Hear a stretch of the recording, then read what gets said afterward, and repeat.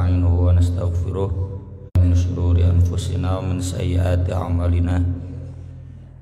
Asyhadu an la ilaha illallah wahdahu la syarikalah wa asyhadu anna Muhammadan abduhu wa rasuluhu alladzi la nabiyya wa la rasula ba'dah. Allahumma shalli wa sallim wa barik ala Muhammad wa ala alihi wa sahbihi wa man tabi'ahum bi ihsan. Amma ba'd.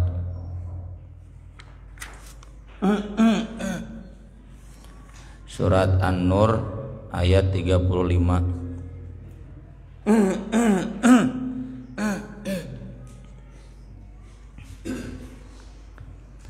A'udzu billahi minasy syaithanir rajim.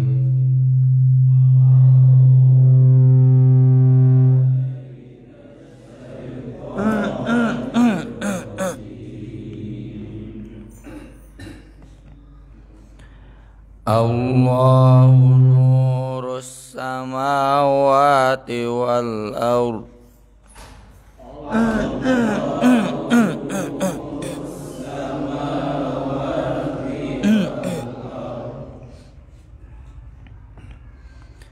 Mathalu nurihi kamishkatin fiha misbah.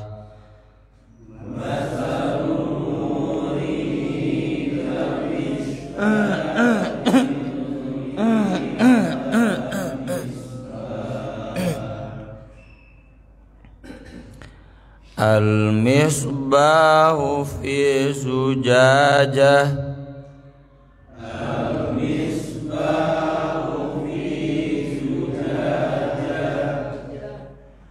Az-zujajatu ka'annaha kawkabun durriyyun yuqadu min syajaratin mubarakah.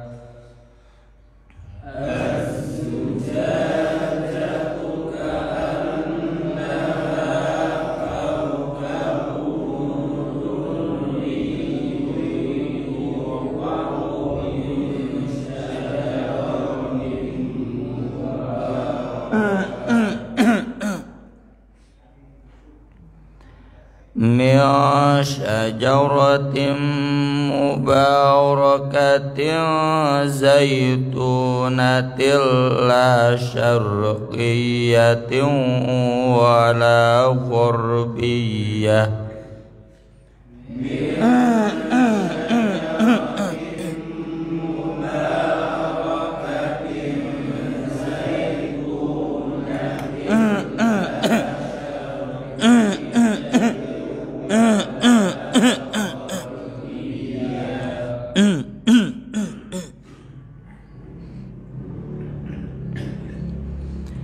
Yakadu zaituha yudhi'u walau lam tamsashu nar. Yakadu zaituha yudhi'u walau lam tamsashu nar. Nurun ala nur.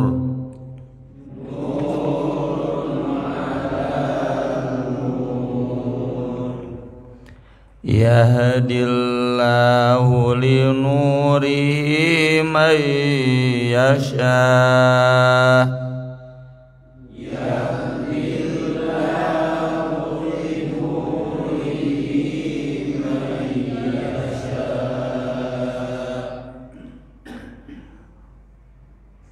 Wa yadribullahul amthala linnas.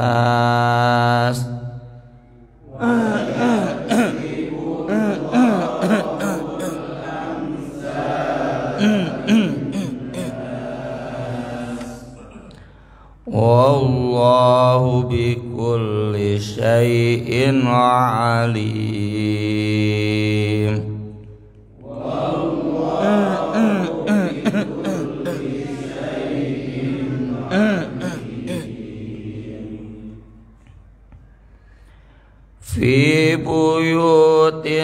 adzinallahu an turfa'a wa yudhkara fiha ismuhu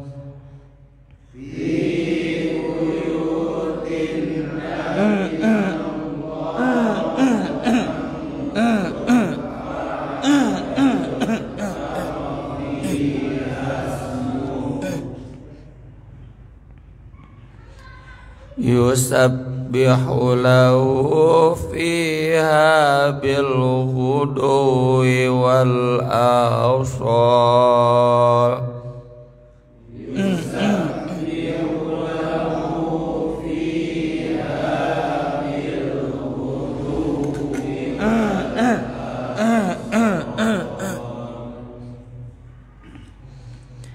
rijalul la tulhim tijaratun wala bay'un an dzikrillah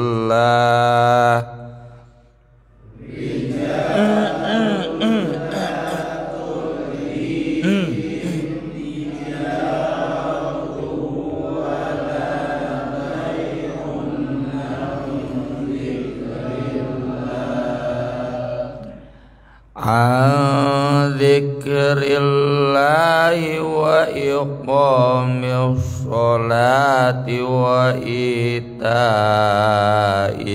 zakah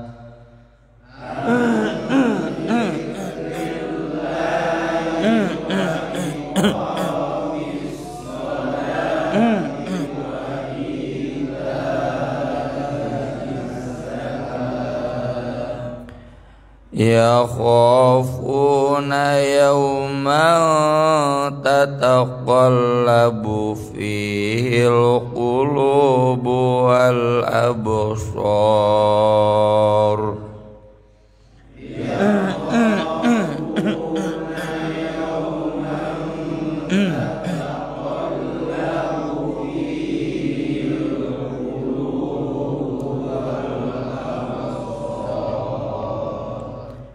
liyajziyahumullahu ahsana ma amilu wa yazidahum min fadlih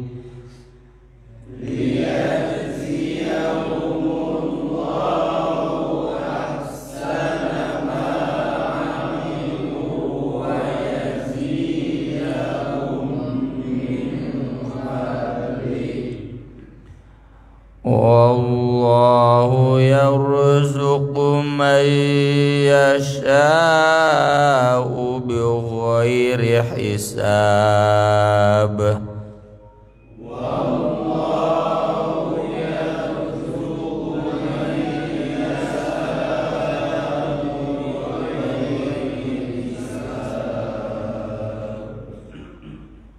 mangga wihandi 35 hiji dua tilu Allahu nurus samawati wal ardh mathalu nurihi kamishkatin fiha misbah al misbahu fi zujajah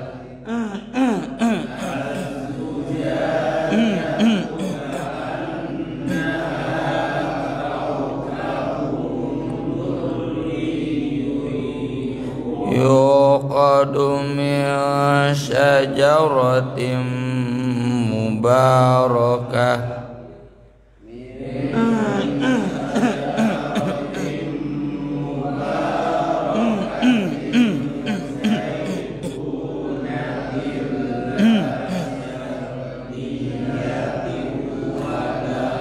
warabiyah yakadu zaytuha yudhi walau lam tamsashu nar nurun ala nur yahdillahu linurihi man yasha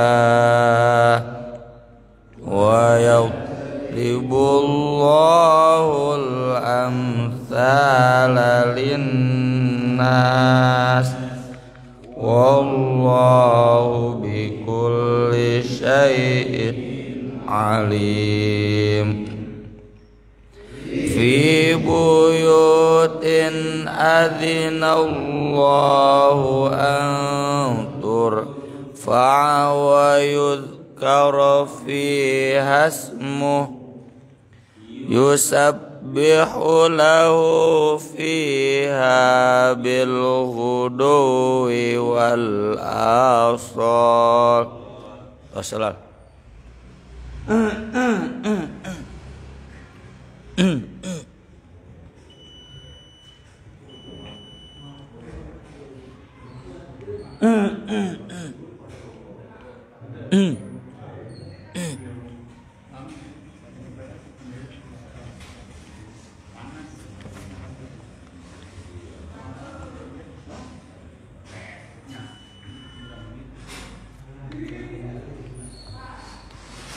Mangga teraskeun aya 37 hiji 2 3 Rijalul la tulhim tijaratu wala bay'un an dzikrillahi wa iqamis salati wa itaiz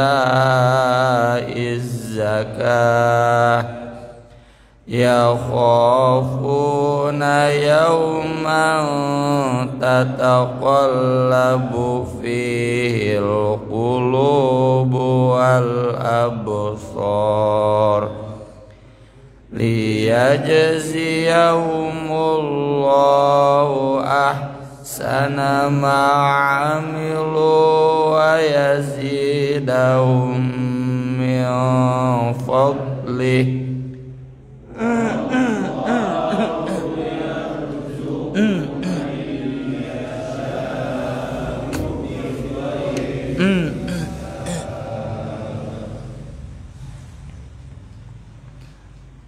Allahu Allah nurus samawati wal ard, cahaya langit dan bumi.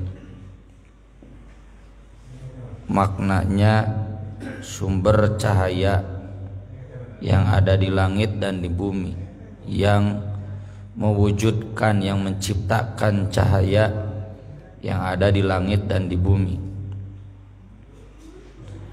Mathalu nurihi, perumpamaan cahayanya, cahaya yang diciptakan oleh Allah, kamishkah, seperti miskat. Miskat itu wadah pelita, ya. Kalau di lampu mobil berarti naon tetenya. Kalau di sini dop, ya, itu miskat. Kalau di lampu dopnya miskat. Fiha misbah, yang di dalamnya ada misbah. Kalau misbah itu artinya pelita apinya, kalau di lilin apinya, kalau nur cahayanya, caangna. Kalau di lampu misbah itu berarti yang mengeluarkan terang, ya, dari naon teh listrikna, dari benang lampunya, sumber cahaya.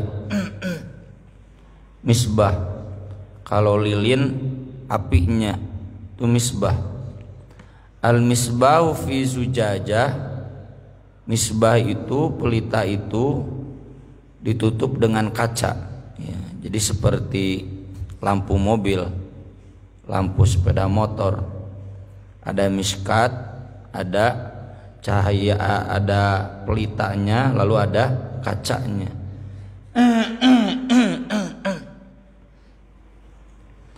Az-zujajatu, kaca itu, ka'annaha, seolah-olah kaukabun, bintang, durriyun, yang bersinar terang. Dari dur itu kan mutiara yang berkilauan. Durriyun maksudnya mudi'un mubinun dokhmun, yang bersinar jelas dan terang sekali. Walau alam ini bintang apa? Pokoknya cari saja bintang yang paling bersinar.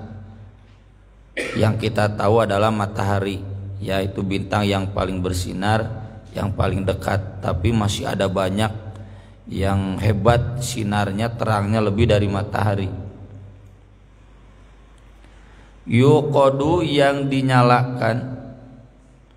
Ini pakai fi'il mudhari. Fi'il mudhari itu berarti terus-terusan, nyala, dinyalakan, tidak akan padam. Min syajaratin, dari pohon mubarakatin yang penuh berkah. Zaitunatin, yaitu pohon zaitun. Pohon zaitun ini istimewa lah. Kalau saya dulu di pramuka diajarkannya pohon yang paling istimewa itu pohon kelapa. Kabeh ti daunna nepikeun ka akarna manfaat. Ini zaitun lebih-lebih, karena minyak kelapa dan minyak zaitun mahal kene minyak zaitun. Minyak kelapa mah mal bisa diinum ya. Minyak zaitun mah bisa diminum.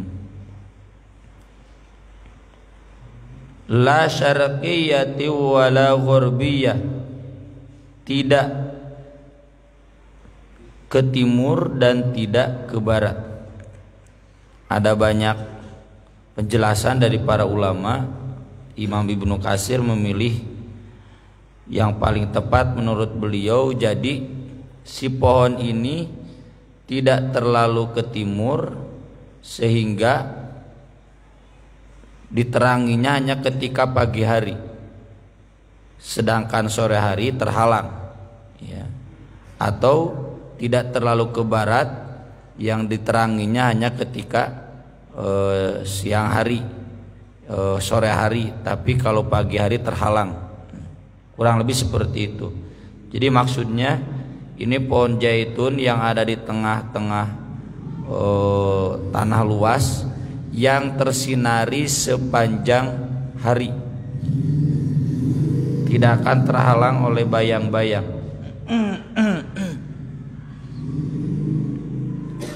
Yakadu, hampir-hampir, zaituha, minyaknya, yudi'u, bersinar, walau meskipun lam tamsasu, belum disentuh, narun, oleh api. Jadi minyaknya saja bersinar, belum kacanya bersinar. Kemudian misbahnya jelas bersinar. Minyaknya juga minyak zaitun, minyak yang paling mahal, paling istimewa di dunia, dan terus-terusan ada, tidak akan pernah habis. Ini gambaran ini kesimpulannya nurun ala nur, cahaya di atas cahaya. Maksudnya cahaya anugerah Allah itu di atas cahaya apapun yang ada di dunia atau yang dibuat oleh manusia, atau cahaya yang terjadi dengan sendirinya. Yahdillahu li nurihi may yasha, Allah memberikan petunjuk pada cahayanya siapa saja yang Dia kehendaki. Wa yadribullahu al-amthala linnas, dan Allah membuat al-amthal, perumpamaan, linnasi, bagi manusia. Wallahu bikulli syai'in alim, dan Allah Maha mengetahui segala sesuatu. Nah, ini penutup ayatnya betul-betul menjadikan kita harus merendah di hadapan Allah, karena apa yang digambarkan oleh Allah di sini ini di luar ilmu yang kita miliki jelas. Ya, ilmu kita sangat terbatas untuk memahami al-amsal ini. Jangankan kita, para sahabat saja sekelas Umar bin Khattab kalau baca ayat-ayat amsal itu sering menangis. Kenapa? Karena di surat Al-Ankabut nanti kita akan baca wa tilkal amsalu nadribuha linnas wa ma ya'qiluha illal alimun. Misil-misil itu sengaja dibuat oleh Allah untuk manusia dan tidak ada yang bisa memahaminya kecuali orang-orang yang berilmu. Makanya hampir semua amsal kata para ulama sifatnya ayat mutasyabihat, samar ya. Meskipun amsal itu dibuat, tetap saja rahasia di balik itu masih sulit dijangkau. Maka kalau kita susah memahaminya, kata Umar bin Khattab, kita lantas layak menangis. Wallahu bikulli syai'in alim. Untuk konteks ayat ini saja, ini memerlukan beberapa ilmuwan untuk menjelaskannya. Pertama, ilmuwan fisika, ya, menjelaskan tentang apa itu cahaya. Wah, nungarana cahaya, yang namanya sinar kan macam-macam, beda-beda. Ya, sekarang saja kita tahu ya yang namanya teknologi kamera, teknologi video memerlukan lighting yang sangat sempurna. Belum lagi di dunia kedokteran ada sinar X ya, sinar Röntgen ya. Jadi membahas cahaya itu harus ada ilmuwan fisikanya khusus, dan terus terang saja saya pribadi sangat terbatas di sana. Dek mukaan buku fisika heula lah bisi anger teu kaharti. Di bukaan buku-buku, bukaan Google internet tentang teori cahaya lah bisi anger teu kaharti. Oh, saya ada inti nama nurun ala nur. Ya. Kemudian di sini juga kita memerlukan ilmuwan yang menjelaskan tentang miskat, misbah, ya. Ini ilmu pencahayaan hungkul, ilmu perlistrikan hungkul, ya, ilmu bab sinar-sinaran, ya.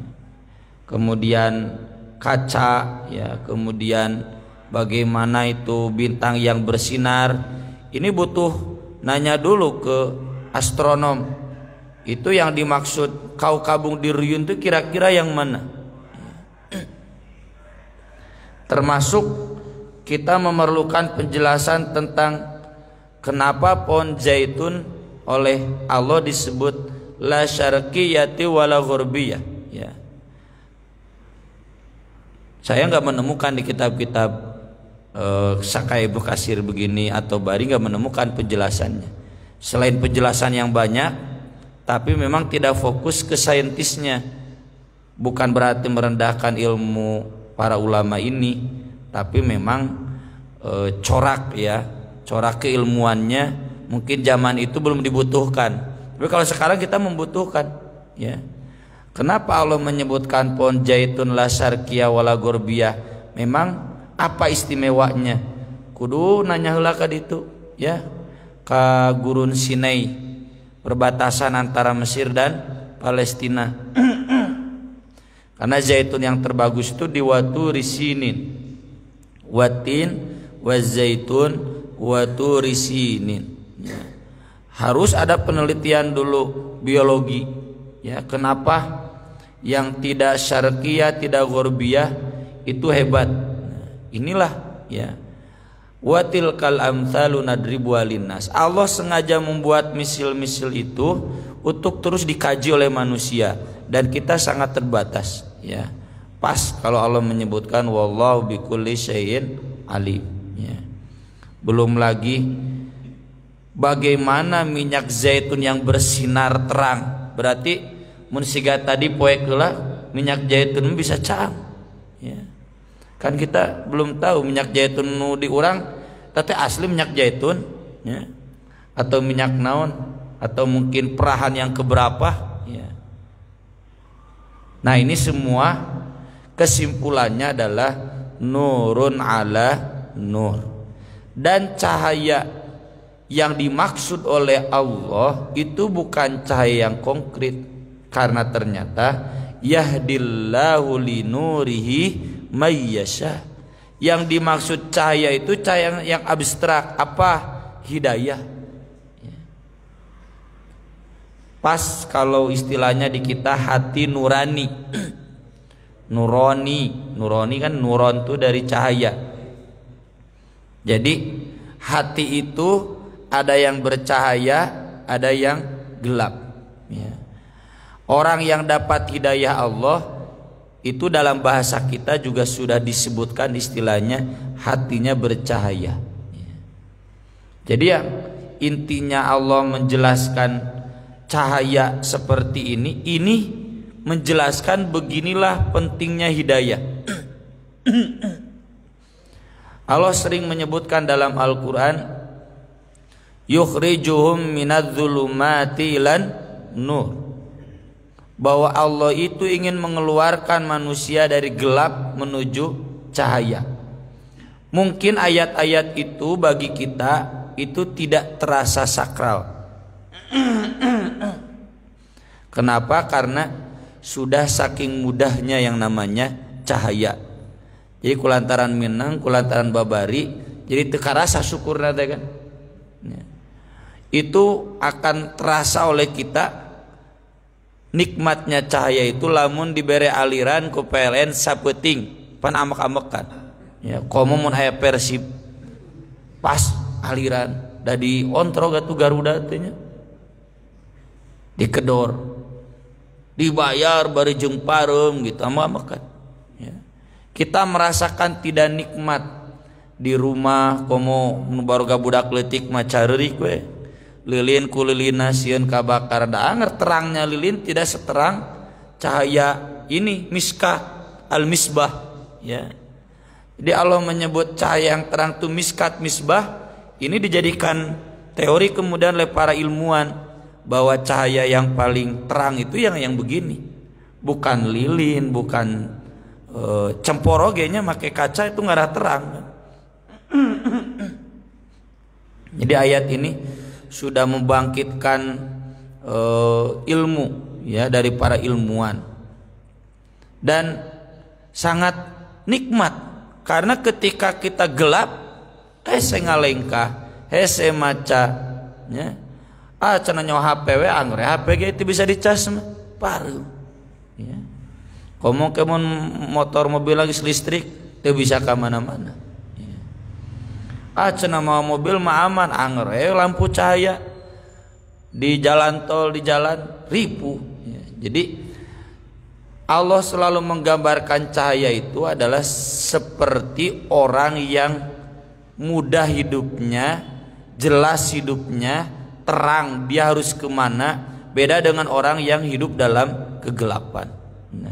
Nah di sini Allah menggambarkan cahaya Allah itu nurun ala nur, di luar yang kita bayangkan. Ya, apa yang kita bayangkan, maka cahaya anugerah Allah itu lebih dari itu. Tinggal masalahnya, apakah hati kita sudah bersinar dengan sinar Allah tersebut atau tidak? Ya. Ini nanti jadi kurikulum buat kita ya. Sudahkah hati kita tahu ya, mampu menyingkap hal-hal yang gelap sekalipun dalam semua hal. Makanya istilahnya kata para ulama sufi mukasyafah ya. Apa mukasyafah itu? Sudah mampu menyingkap semua rahasia-rahasia. Seperti Imam Al-Ghazali yang menulis dalam kitabnya Ihya Ulumuddin, rahasia salat naon bukan, rahasia saum, sirrus syam, asrarus syam, asraruz zakah, itu sudah tersingkap ya. Jadi orang salat sudah mampu menyingkap apa makna dibalik salat. Lain salat tiis gitu, namun orang salat tiis gitu asal takbir bikin kasalam acan caang tete, acan ma'rifah mencek dina supi mendak di makom-makom di tasawuf syariat hakikat terus ma'rifatnya kadituna mukasyafah ya. Kita tidak perlu tabu dengan makom-makom ini. Yang kita tabu itu kalau ada doktrin mun geus nepi mukasyafah teu kudu Jumatan ta eta mah nu lieur. Mun ditanya ai kiai Jumatan di mana? Oh kiai mah Jumatanna di Palestina, awak di Jakarta oge gitu. Tanu kitu mah nu lieur. Supina susah pikiran gitu mah. Tapi makom-makom itu ya, kalau saya dulu baca sederhana buku Syekh Yusuf Qaradawi tentang tasawuf, memang ada tuh ulama-ulama salaf. Contoh yang paling mudah itu yang mudah diakses Imam Al-Ghazali ya. Rahasia semua ibadah, rahasia semua amal berhasil disingkap. Dan ini hakikatnya yang disebutkan dalam hadis. Kita beribadah kepada Allah seolah-olah melihat Allah atau yakin dilihat oleh Allah. Kuatan caang. Urang pan ayeuna salat teu ngarasa ningali Allah poek ini berarti. Nah, ini kurikulum kita ya sampai akhir hayat mengejar cahaya Allah yang terang sampai kita mampu menyingkap ya segala sesuatu sehingga kita betul-betul dekat dengan Allah, terang. Teu poek deui urang ka Allah teh gitu. Bagaimana caranya? Allah menyebutkan fi buyutin, ada di rumah-rumah, adzinallah, bukan sekedar mengizinkan ya. Adzina itu memerintahkan, sama dengan azan, mengumandangkan. Anturfa'a, untuk diangkat. Apa diangkat itu? Buyut, rumah-rumah Allah yang Allah perintahkan untuk diangkat, dimuliakan. Wa yudhkaro, dan disebut fiha, di rumah-rumah itu, ismuhu, namanya. Saya dulu pernah dapat informasi dari Ustaz Syarif Lukman, tah cenah ieu Ustaz Nasruddin nu dijadikeun dalil ku dulur urang tetangga sabelah di masjid teh kudu gandeng. Nah, apa diparintah ku Allah cenah fi buyutin adzinalu antur pa'a, sing tarik we cenah gitu. Antur pa'a teh. Ah Ustaz teh masjid teh ngaji nahwiyahna teu tamat. Eta turpa'a balik domirna ka mana? Kanu dikir. Kadituna yuzkaro, yuzkaro mudakar, turfa'a muannas. Turfa'a ma muannas balikna deui kana jama taksir buyutin, lain ditarikeun dikirna, tapi diangkat, dimuliakan masjidnya. Nah, di sini berarti satu jawaban pertama, bagaimana kita agar tidak hilang, tidak linglung meraih cahaya Allah, tong lepas di masjid ya. Makanya dalih kita dulu ketika diriungkan di RW itu kulurah banyak diriungkeun da apal cenah RW hiji bararanel cenah gitu. Da memang sepakat untuk banel. Almarhum Pak Lurah, masyarakat teh keur gering tepan ngarah cager teh hatena kudu dialusan cenah cek almarhum Pak Haji Mustamil. Ama ciri itu Pak masyarakat teh cenah beki goreng hatena, beki gering cenah gitu. Satuju Pak Haji cenah. Entong lah kayak geus aya nu puguh nu gering. Ah ditutup bae.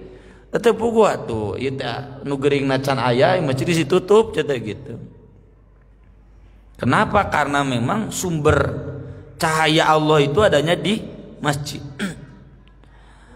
Nanti juga yang akan dilindungi di akhirat kan waqol rajulun qalbuhu muallakun bil masajid, orang yang hatinya tergantung di masjid ya. Bapak boleh kerja di BUMN, jadi PNS, polisi, tentara, apapun, dek ke Amerika, kudu jiga Pak Archandra Tahar ya, mau diangkat menteri kamari ku Jokowi. Meskipun dia di Amerika, sudah jadi warga negara Amerika, saya nggak boleh lepas dari masjid. Nggak ada masjid, bikin masjid sendiri di apartemen ya, apartemennya jadikan masjid. Nah, karena cahaya Allah itu yang paling pokok di masjid. Yang kedua, wa yudhkaru fiha ismuh, masjid itu bukan hanya masjid saja. Tadi yang pertama turfa, dimuliakan. Yang kedua dijadikan tempat zikir. Jadi lain mukul ngabangun masjid geus. Tong jiga tatangga sabulah di kabupaten Citereueus di dieu mah masjid teh loba. Nya can usah justru ku loba teuing lieur. Teu kaop haji ieu nyeri hate nyieun masjid. Nyeri hate di dieu nyieun masjid di ditu. Jadi loba teuing masjid teh tungtuna macana teu rame. Loba teuing masjid. Nah, jadi bukan berarti harus membangun banyak masjid, tapi turfa itu dimuliakan, ditinggikan. Betul-betul masjid itu dijadikan sesuatu yang paling mulia. Ini pernah saya tulis ya di Buletin At-Taubah khusus sampai 2 edisi, atau di majalah Risalah, bagaimana panduan memakmurkan masjid. Mulai dari kebersihannya ya. Kalau bapak saya dulu cerewet, lampu itu lampu teh mengaruhan. Di nuruda baheula sepaneng lampu teh. Itu sumanget ibadah teh ganti cenah kuno caang cenah itu.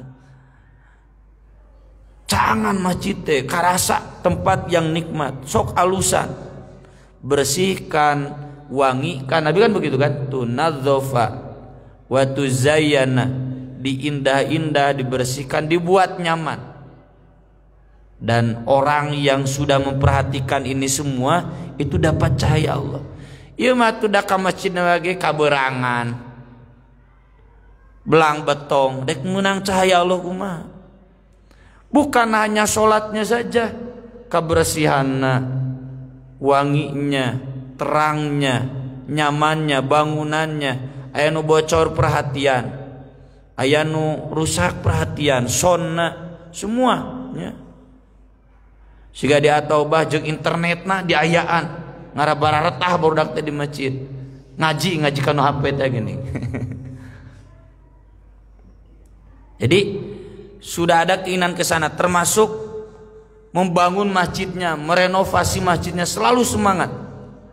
Itu diantara ikhtiar kita mendapat cahaya Allah. Yang kedua, berzikir di sana. Apa zikir di masjid itu? Yang paling nomor satu adalah sholat.